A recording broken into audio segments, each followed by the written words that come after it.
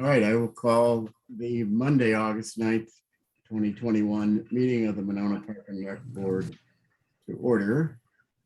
You've already noted the roll. Is there a motion to approve the minutes from the July 21st meeting? I move that we approve the minutes from July 23rd meeting. Is that correct? 21st. 21st. Yeah. Is there a second? I'll second. Okay. Tony, Jeff, and Rachel all seconded. So just Sure. pick the poison, Jake. Good sign that they're going to pass. Any changes? All in favor of approving the minutes signify by saying aye. Aye. Or yes. Any opposed? Motion carries. Minutes are approved. Don't have any new business, so unfinished business is the 2022 to 26 capital budget discussion and recommendation.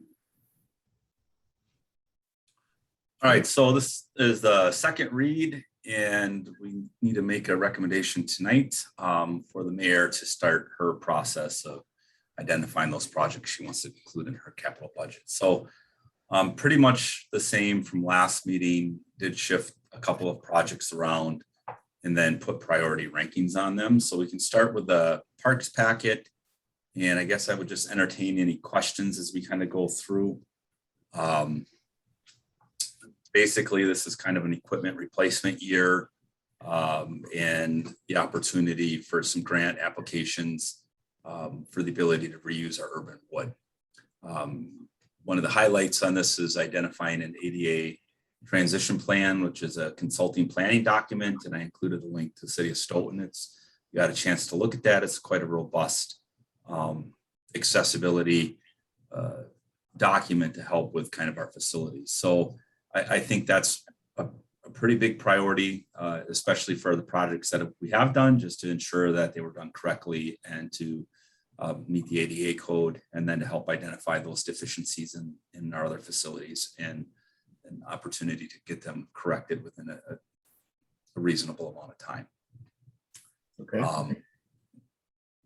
But yeah, as far as, you know, the shifting of rankings, that can go either way for me. I just know the biggest one is just being able to get equipment that makes us more efficient as staff, to be able to get things done sooner, because I don't think I'm getting more park staff in this next year's budget, and we got to try to keep up. It's been a challenge this year. Yeah. I know the operating budget is going to be really tight. Based on the preliminary equalized value, we would only be allowed a 0.33% increase in the general levy. So, Tom, did you have your hand up? Yeah, I just had a question, Jake, about the ADA transition plan. That part of that would be hiring a consultant to do an assessment, or how's the assessment done? Yeah, so it's basically the consultant will go through and review all of our park facilities for compliance with the ADA law, and then come up with a draft report of where those deficiencies are, and then work with staff and the committee on identifying a timeline for improvement. So some are simple that we can do as staff, and then others are maybe more complex. Like if you think of the Schaefer bathrooms, for example, and the fact that there's, you know, failing concrete, you got to step up over a threshold to get into the bathrooms. Or if you were going to a softball game at the Emily Dare Diamond and you had someone in a wheelchair, how would you get them from the sidewalk down to the seating area? So it's a really good exercise in kind of identifying where some of those deficiencies are, and basically, as long as you have a plan and a timeline of when you anticipate doing them, you're in compliance with the law. Okay, thanks, Jake. Jeff? Jake, continuing along that line, should we also have some money for 2023, 2024 to be able to do the repairs that are going to be shown from having the ADA report? I think as we get through that process, it'll probably be in line with when we're developing that 2023 to 27 capital budget. So we would be putting in those projects and looking at how some of these other gets bumped around. As you're aware, Jeff, it's a 5-year cap budget, but it seems that the priority of that next year changes from year to year. So I'd like to say this would be like just a perfect 5-year snapshot of what we're going to be doing, but it'll ebb and flow with what becomes the next highest priority. Molly? I don't know necessarily what this would entail, but we had talked with Devin Renner about MESMA doing the tailgating events potentially at Grand Crossing. So I'm just curious if there would be anything specific to the potential of that happening that we would need to move up from years out to accommodate that this year, or if we are pretty set for accommodations for that, if we proceed with it. Yeah, we'll be fine for their Okay. event. I just saw the like the park shade structure and Oh, yeah. So that's for 2023. When we get into that, I'll show you an opportunity. The thing with that project, and I don't know if I highlighted it last meeting, is as we're starting to use Grand Crossing a little bit more, what we're noticing is just a severe lack of shade, and it gets really, really hot down there. And so we've started with 2 umbrellas at some of the portable tables, and even last week since they've been up, the only people that are sitting down and staying under those shade umbrellas. And so we've added more, but we may want to at least look at kind of over that activity area, some sort of retractable shade awning as an improvement there. But I think for this year, for those tailgating, we'll be okay. And we still, next year would be the first full summer that we're not in a construction mode down there. So I think it'll be a good opportunity to continue to offer events and programs and just kind of solidify that would be the plan. There may be something else that comes out of that, but I'd like to at least have the chance of somewhat of a normal summer at that park. sounds good to me. We haven't had one yet. Jake, I had a question on the mower. Since that's by far the biggest item in parks this time. Is that replacing an existing mower? It is, right? Correct. Yeah. So that would be replacing a 6-foot mower that would be traded in or sent to auction.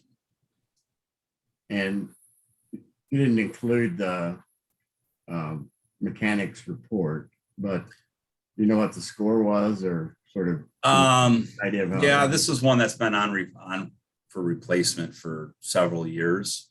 It's just of the age of it and the amount of hours, but I'll have that for council or for the mayor's packet. I think it was, I know it was a qualify for replacement. Yeah. And the only other thing I was wondering on that is, given that you noted the volatile steel market, would it make sense to wait a year until some of the kinks in the economy have gotten worked out? Well, I mean, I think it's pretty apparent what we can do with what we have for staff. And given the addition of multiple facilities over the last 5 years, to be able to try to do everything and to see where we're missing right now, this is one opportunity that we know we can handle now. And, as kind of our first bigger Toro is 2014, I want to say. So it's getting up there too, at that point of when one's down, one of the big mowers is down, we're really in a crunch. It just takes longer to get everything done. So having 3, if one's down, we still have 2, and we're kind of where we're at this year. But I would hope that I would hope that shakes out a little bit with the steel market, but I just feel like every year the prices go up regardless if it's steel or something else. Right. So I assume that will help with the mowing at San Damiano. Yeah. It's really just system wide. It's going from maybe a 2-day complete mowing and trimming to a day and a half or a day and a quarter even on an average week. So it's giving us that extra half day with 2 or 3 staff, which is huge. Okay. Anyone else have any questions? Jeff? Question regarding the park signs, Jake. If I recall correctly, for the Stonebridge Park, there's going to be a concrete perimeter around the sign that would be at ground level, so mowers can mow close to the park plantings. Will that be figured into the 5 signs that are going to be going into the other 3 parks? Yeah, I think we got a little flexibility there to do, we'd have to do it in-house. I think as we kind of get in with that Fireman's Park Pad capital project, that one I plan on having contracted out so we could put those in. I'll have to identify the locations of where all of these would be going, I think, as a committee. And so I think that would give us the opportunity to do that.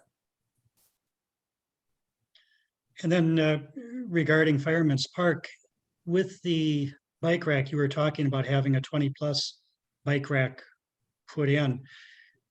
Will that be portable so that when you have a beer garden, you could have one of your vehicles or maybe the new trailer that you have in the budget, being able to take it over to Schluter so that you would have some additional places for bikes to be stored? Because I know for this last beer garden, it certainly was packed with bikers. And so if you have a bike rack that can be somewhat portable to move around to different events, that might be some nice versatility to incorporate.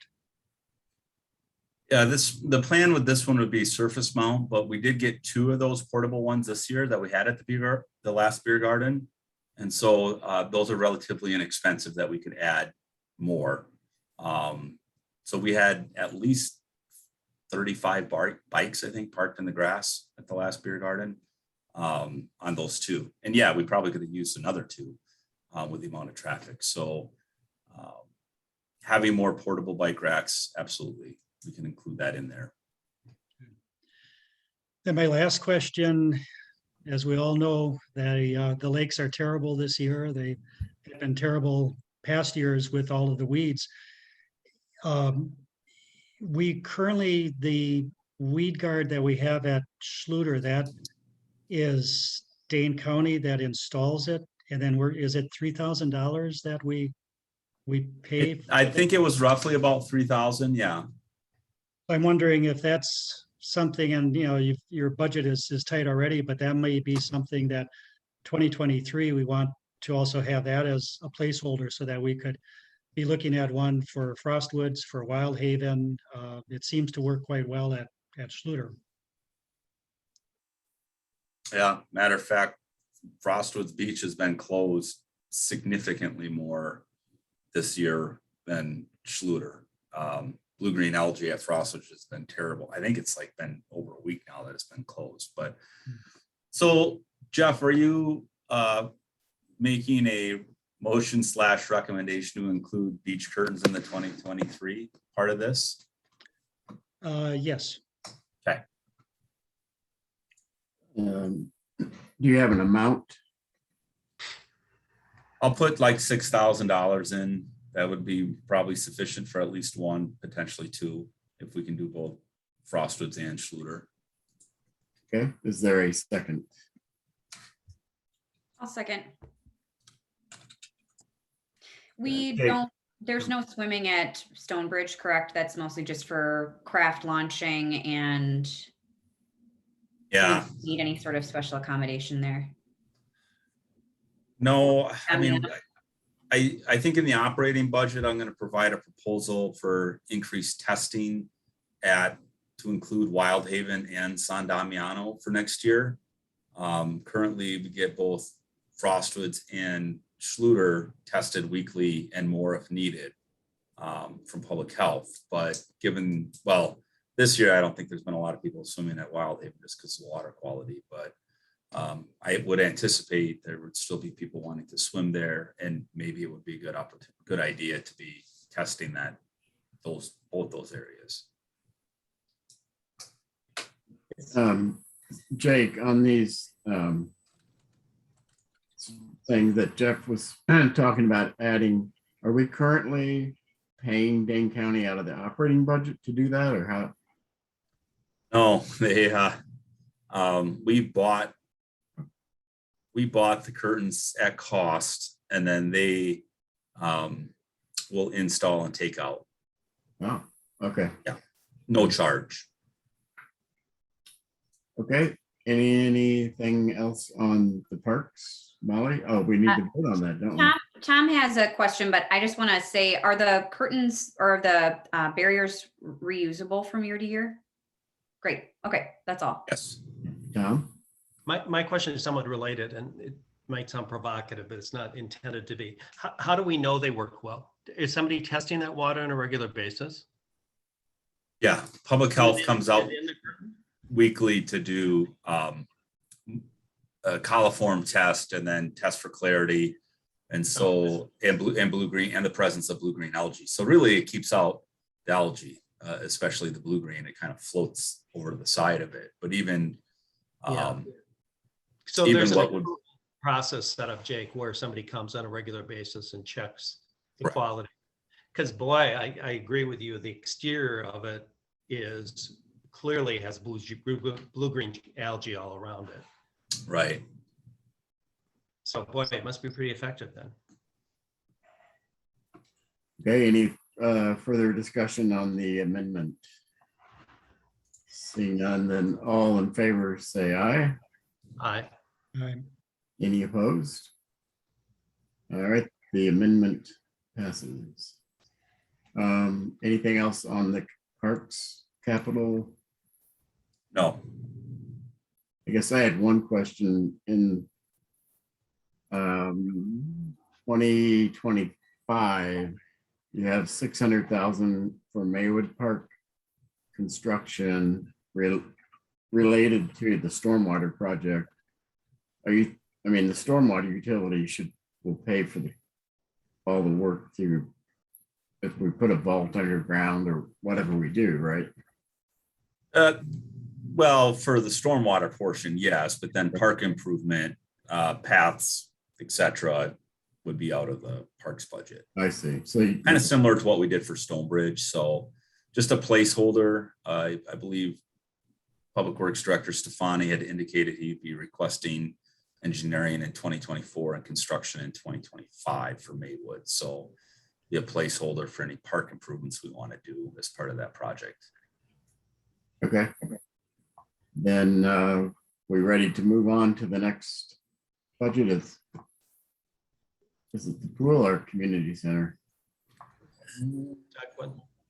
Oh, Tom? Just one more question, just going ahead a bit on parks, because you're going to be leaving parks, am I understanding correctly? Right. Right, okay. I'm just curious about the $200 expenditure for Schluter Waterman Way engineering improvements. What does that involve?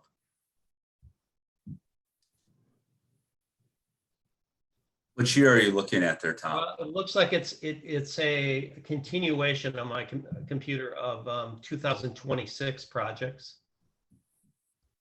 Oh, 200,000. Yeah, 200,000 in 2026. That would be for the project for pedestrian paths through Waterman Way Park, updating the path system through Schluter and the performance area. Things we've talked about already, yeah. Correct. Okay, Yep. thanks. I'm curious about that. I would hope, Jake, too, we could include, we talked at one point about the possible uses of that we might include consideration of an additional shelter there, if we kind of keep that in mind. Yeah. Okay, I guess I did have one other comment on the parks. I think it's in the last year, you have money in for like $1.5 million, I think, for Winnequa Park. And, you know, as I think we all know, we're looking at the public safety building and then hopefully the new pool, community center, senior center. So I think there's a real potential that really big other projects could get delayed, but yeah, we'll see. Oh, Tony? I'm also seeing like San Damiano projects being thrown up there in like 2025 too. And, you know, you're going to have a master plan on the heels of 25 and do an engineering into 2026. It's a lot to swallow at those times, you know, in terms of a lot of money probably getting spent right around then too. And that's my question. Is the San Damiano timeline, is just, you know, 4 years out before any of that's getting put on there? Is that a request from Friends of San Damiano to have that done in 2025, Jake? That was based on their timeline, their goal, I guess, of a timeline on their website. So I just wanted to show this committee how that might mesh in with some of the projects that we have going on. You know, more than likely, I would see that shifting down or lengthening out. But I think once the green light is given as a dedication as a public park, I would assume that the fundraising would be going, you know, faster than maybe the process of what we would normally be dealing with. Thank you. And now that we're seeing it here on the budget, which is awesome, by the way, it's nice to have this as an option, right, to fund this project moving forward. We're very lucky. What do you foresee as the Friends' ability to raise funds for doing work in the park? I mean, you know, is there a bit of a ballpark summary that you can give us of an outlook for that? Yeah, that's a tough question, Tony. I think there's a lot of people very interested in development of the property, and they're waiting to make sure that that opportunity is there and not just for acquisition. So I think getting through that public input master plan will be the hardest part, and getting kind of somewhat of a consensus or an agreement on what that would look like and what that means, you know, from parking to the building to paths, lighting, et cetera, all that put together, you'll get a kind of a final dollar amount. And I would be very confident, I think, in it, if the plan is widely appreciated and supported, I would assume that they will be able to generate at least 75% of the cost of those improvements. And the mayor is going to be appointing a sort of a joint advisory committee, I guess you'd call it, a joint committee with the Friends, the city and the Friends. I'm not sure when that's going to happen, but they would, I think the idea is that they would work together on the planning process. And so, might get a better idea then of how much money they have raised or how, what they think they can. It's good to know there's just so much excitement around it right now. It's clearly new on everybody's radar still in terms of the public. So it'll be interesting to see what goes down between now and when we start moving forward on that master plan, and 4 years out here, which seems like a long ways away. Yeah. Thanks for the info, guys. Appreciate it. Okay. Any last call for parks? Okay. Just sorry, Tom. Yeah. one thing, sorry. Just adding on what Tony was talking about.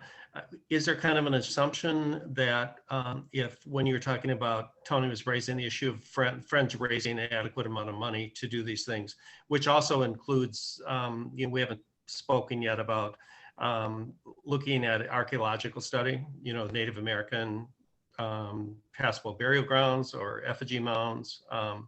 Is there kind of an assumption that if they are short on their fundraising, that the city then would obviously have to pick that up?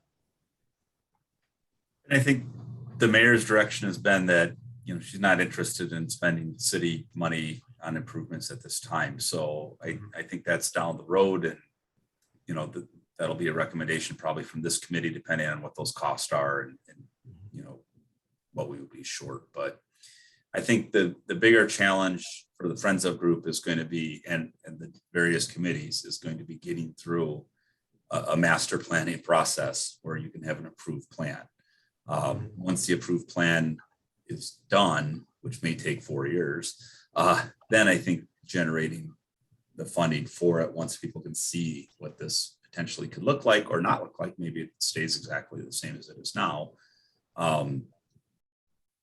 That part gets a little bit easier, but the hardest part is going to be getting through a plan that people can somewhat agree on. Yeah. I guess my reason for bringing it up is I would like us as a group, this is just, I guess, my personal opinion at this point, to be upfront on thinking those are really important issues to look at: the archaeological value of, or possible barriers in the land, and the historical value of the house. And I think they were when we originally started talking about this, but Yeah, my understanding is the city is going to pay for an archaeological study. And Correct. I assume some type of structural study that might be shared with the Friends. I don't know, but yeah, to me, I think that's doing the archaeological review would be really a city responsibility. So yeah, I agree. And I hope it doesn't take 4 years, Jake, because I volunteered to be on that steering committee. Probably not. Anyway, all right. What's the next? Pool would be the next one. Okay. It's outdoor pool. The 3 projects are typical pool painting, and then a line item for a couple smaller pumps replacement. The pool painting has a little bit of extra funding in it because we've had a leak. On the supply side, it's very, very difficult for people to kind of detect where that leak might be. And I need to kind of gauge what we used in water in 2018 and 2019 versus what we were using this year to see if it's significantly worse, about the same. But if we have that and can pinpoint where that leak might be, then that would include funding for cutting into the bottom of the pool to repair where the leaky pipe is, and doing painting in the spring. But it may be a larger project in 2022 or 2023 if it gets significantly worse. I see in a couple of years out, you have money for the water slide inspection repair. And I know, because I was at the pool yesterday, that the slide is out of commission. Do we know any more about? Yeah, yours truly got her fixed today, Alderwood. All right. Have no fear. A little institutional knowledge in the old cranium here that once in a while I can pull a rabbit out of. But yeah, so every 5 years by code, we have to have our water slide inspected. And then they provide a report and say you should do this, or things are looking fine. And so if there's anything that we need to do, then that funding is there to be able to make those repairs. But we will have some, we're going to be limping into the finish with the water slide. So there'll be some stuff that I think we can do as staff, before the start of next season. Okay. Anything else? Any questions on the pool budgets?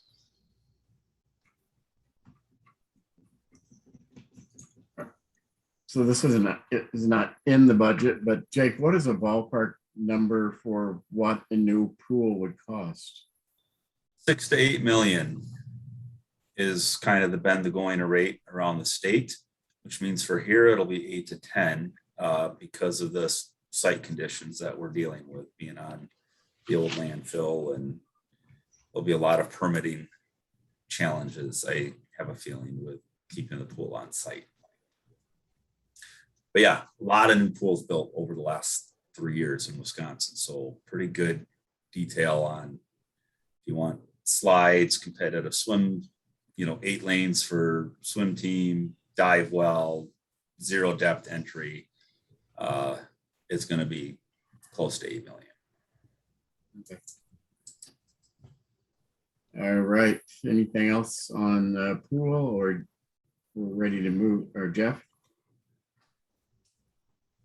with what you just said, Jake, about the cost for a new pool, not so much related to the budget that we were just talking about, but is the swim team, you have for San Damiano, Friends of San Damiano, the swim team certainly would benefit by having more lanes and such. Has that been addressed? That now might be the time for them to maybe start a fundraising program for a new pool down the road? We're not doing anything until we get somewhat of a decree from the council and the mayor on a date.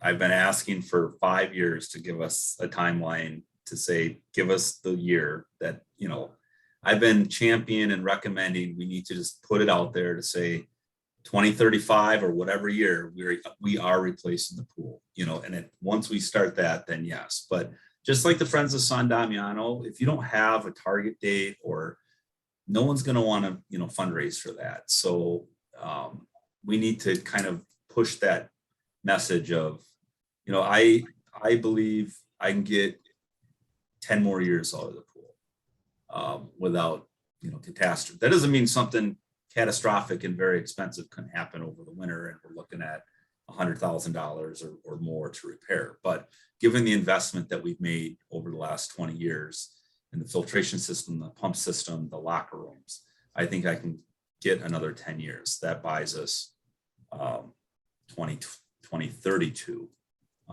which will put the pool close to 40 years old at that point. After that, I'm saying I can't guarantee anything. So that would be my goal, is, sometime by 2033 would be good to do. And then, yes, I mean, I would anticipate we'd be looking at a 50% fundraising goal. Okay. Then looks like we don't have anything else on the pool budget. So community center. Yeah, so the community center, I included the report from R.O. Eberly in the planning study that went through the process with the senior center staff and the recreation staff, Park and Recs department, on the quality and the condition of the building, some of the challenges that we have from both departments on our staff and location of staff and programming, and kind of went through that process, and then had two different options for potential remodeling of the building. And this kind of goes back along to what we've all been talking about: San Damiano pool replacement timeline, etc. We went with this. This was approved last year with the assumption that we would be in this building 12 to 15 years from last year. And I still think that's the case. I know at council, Alderwood said that it was mentioned that it would be 6 to 8 years after the public safety building. I just don't see that happening realistically with our finances. And so this is a project that gets us through end of life cycle of this building, which would be 12 to 15 years. Changes some of the configuration of the offices with the staff and some of the spaces as well. I'm not confident this makes it through the mayor's budget, let alone the council's budget, but given the vast change in use of the building from kind of a multi-purpose office, department use, community use, private rentals, to more of a programming building, addition of staff in both departments, were challenged. And if we would look at,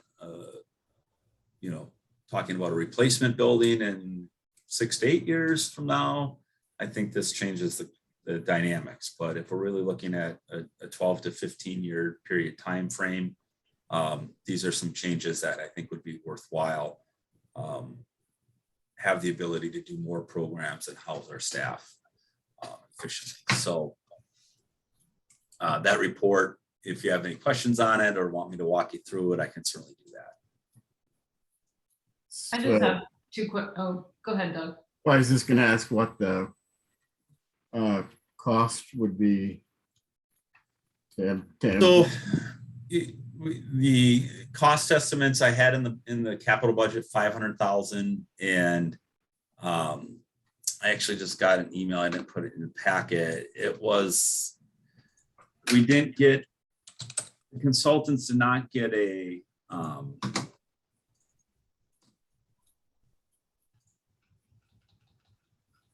report from like a contractor. They did basically square footage renovation costs, and it was higher than 500,000. We're looking at 860,000 for option 2 and 931,000 for option 1, based on a couple different kind of rough estimates. So those would need to get fleshed out, I think, through the design process. But I just got that in. It can include that in an option. I think in your packets, if you go to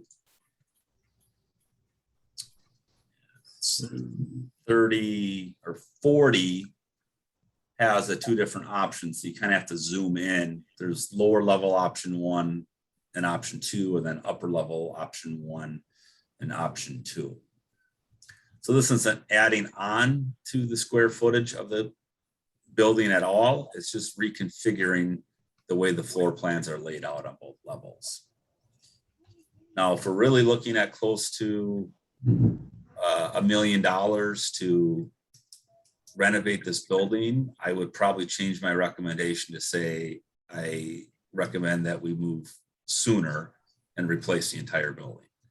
I don't think it's probably a secret at this committee level that my feelings, that I believe my recommendation to the mayor and the council would be that we go to a referendum and try to do all 3 facilities, the public safety building, the outdoor pool, and the community senior center, as one referendum budget request with this staggered scheduling of replacement. But these are the cost of having these facilities in our community. They're all aging at the same time, roughly built around the same date. We're frustrated as staffs of Park and Rec and Senior Center on the ability for us to provide for our staff, both full-time and seasonal staff, and also for our program attendees and any sort of community use or private rental use.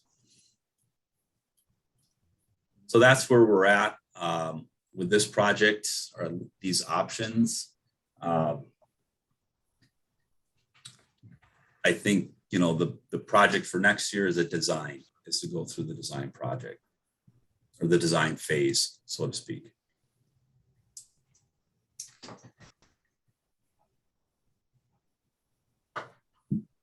Okay. Well, I mean, if nothing else, I think that would create some, I don't know, pressure to, you know, either spend, if we're going to spend that much, then yeah, we probably would be looking at what, you know, more of a 10-year time frame, or longer. So it might help to move the conversation, I guess.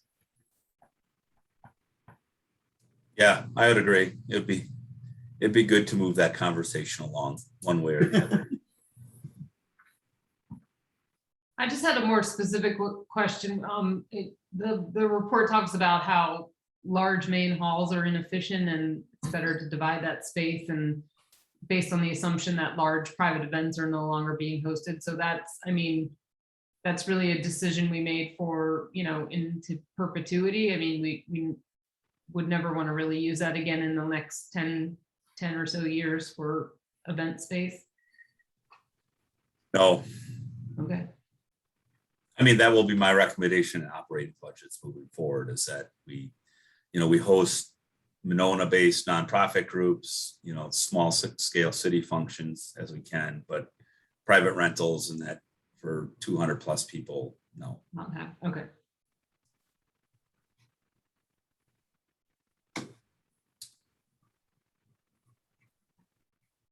Okay, anybody else have any questions on the community center budget?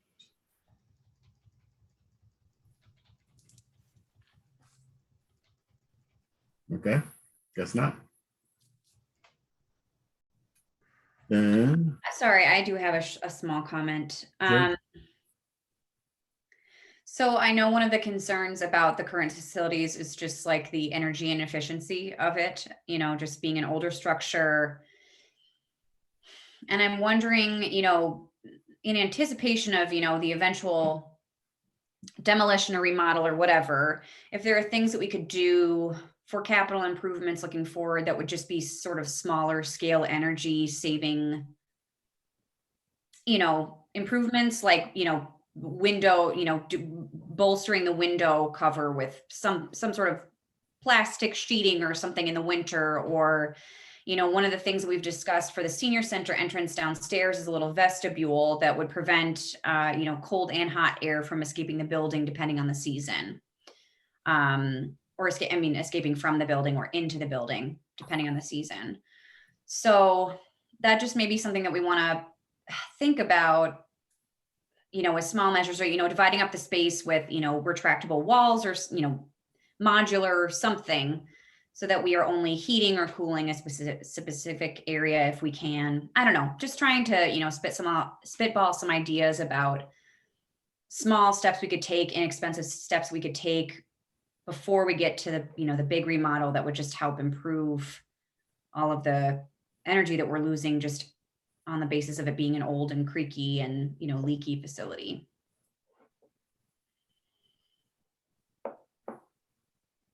well, I mean, he has money in for design in 22 and doing this, the $500,000 project in 23. So I assume those kind of things could be incorporated in that. I don't know. Yeah, I just wonder if we're still going to be at the point where we'll be restricted with budget at that point, that'll be too big of an ask. But I guess I don't really know. So Yeah, this is probably just, you know, my guess, and I don't have any inside information, is, you know, the mayor's going to look at this one really closely, I think, but okay.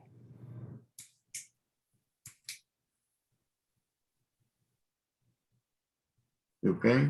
Anything else on the community center budget? If not, then we need a motion to make a recommendation to the council on these three budgets. We can just do it all three in one motion, I think. If somebody wants to make a motion. I'll move to recommend all three budgets. And Molly second. I'll second that. Okay. Thanks, Tony. Thank you, Molly. Any further discussion? All right, seeing none, all those in favor, say aye. Aye. Aye. Any opposed? All right, motion carries.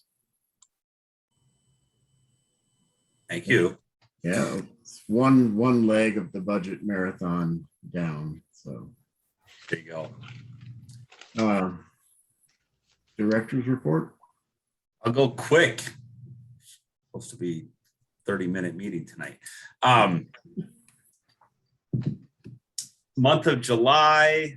I don't know if we had that at the last meeting. We received a donation from the pickleball group for windscreens, so we got those installed at Winnequa tennis courts. We have been doing a little bit of work up at San Damiano on the parks operations side. We've got our next beer garden next week, August 19th. National Night Out for tomorrow has been rescheduled due to hot and severe weather potential for tomorrow night. So that's getting rescheduled, I think, the following week.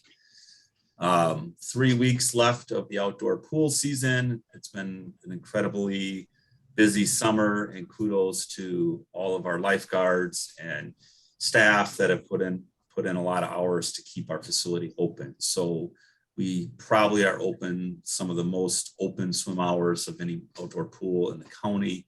And I think they've done an excellent job of, and we've Saturday, I I think this last Saturday was like the first weekend we were closed due to weather. So we've been very fortunate with the weather. The revenue numbers have been excellent, maybe an all-time, might be a record-breaking year as far as revenue that's been brought in, which is good. We are working on the operating budget for next year. That'll be coming to the September meeting. Will be, I believe, the first read of the 2022 operating budget. Buckle your seatbelts, and project updates. Stonebridge, slow but sure. The storm trap device was installed last week, so the big stormwater structure backfilling has been taking place.